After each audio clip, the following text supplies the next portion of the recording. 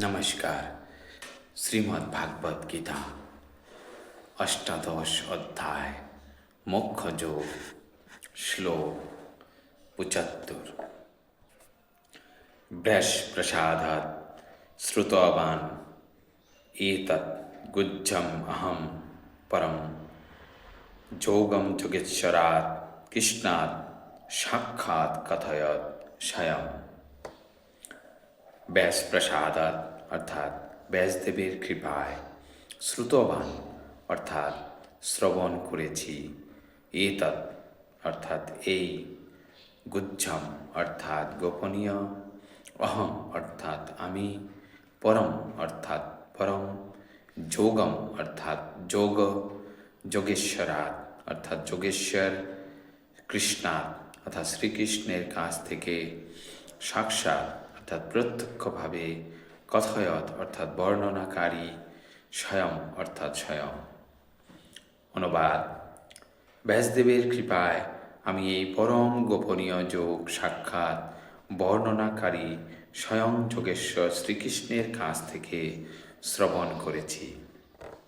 তাৎপর্য: ব্যাসদেব ছিলেন সঞ্জয়ের গুরুদেব এবং সঞ্জয় এখানে স্বীকার করেছেন যে ব্যাসদেবের কৃপার ফলে তিনি পরমেশ্বর ভগবান শ্রীকৃষ্ণকে জানতে পেরেছেন। অর্থাৎ সরাসরিভাবে নিজের চেষ্টার দ্বারা শ্রীকৃষ্ণকে জানতে পারা যায় না, তাকে জানতে হয় গুরুদেবের কৃপার মাধ্যমে। ভগবত তত্ত্ব দর্শনের উপলব্ধি যদিও প্রত্যক্ষ, কিন্তু গুরুদেব হচ্ছেন তার স্বচ্ছ মাধ্যম। সেটি গুরু পরম্পরার রহস্য।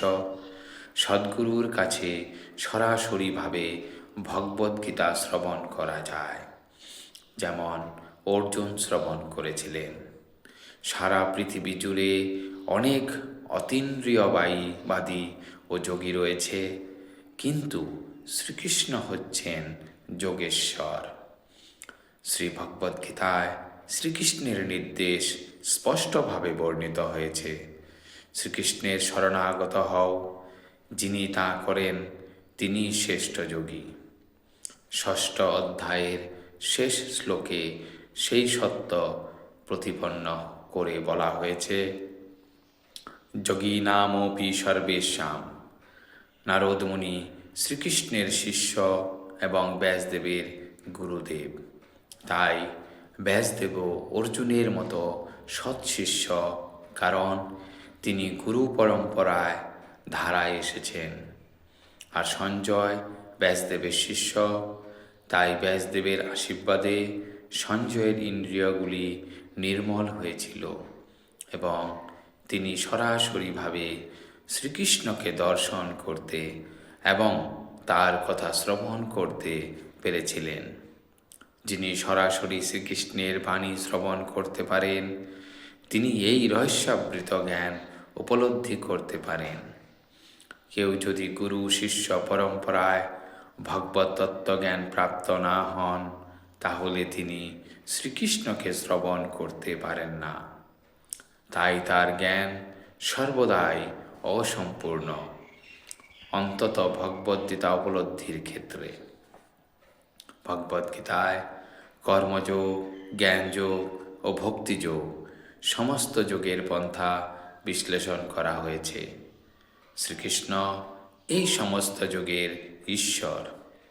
আমাদের বুঝতে হবে যে অর্জুন তার অসীম সৌভাগ্যের ফলে সরাসরিভাবে শ্রীকৃষ্ণকে জানতে পেরেছিলেন, তেমনি ব্যাসদেবের আশীর্বাদে সঞ্জয়ও শ্রীকৃষ্ণের কাছ থেকে সরাসরিভাবে শ্রবণ করতে পেরেছিলেন। প্রকৃতপক্ষে শ্রীকৃষ্ণের কাছ থেকে সরাসরিভাবে শ্রবণ করা এবং ব্যাসদেবের মতো সদ্গুরুর মাধ্যমে শ্রীকৃষ্ণের বাণী শ্রবণ করার মধ্যে কোনো পার্থক্য নেই। শ্রী গুরুদেবও ব্যাসদেবের প্রতিনিধি, তাই বৈদিক প্রথা অনুসারে শ্রী গুরুদেবের আবির্ভাব তিথিতে তার শিষ্যরা ব্যাস পূজার অনুষ্ঠান করেন। ধন্যবাদ। যদি আপনাদের আমার এই কন্টেন্টগুলো ভালো লেগে থাকে, তাহলে দয়া করে ভিডিওগুলিকে লাইক কমেন্ট এবং শেয়ার করে দেবেন এবং চ্যানেলটিকে সাবস্ক্রাইব করে দেবেন। ধন্যবাদ।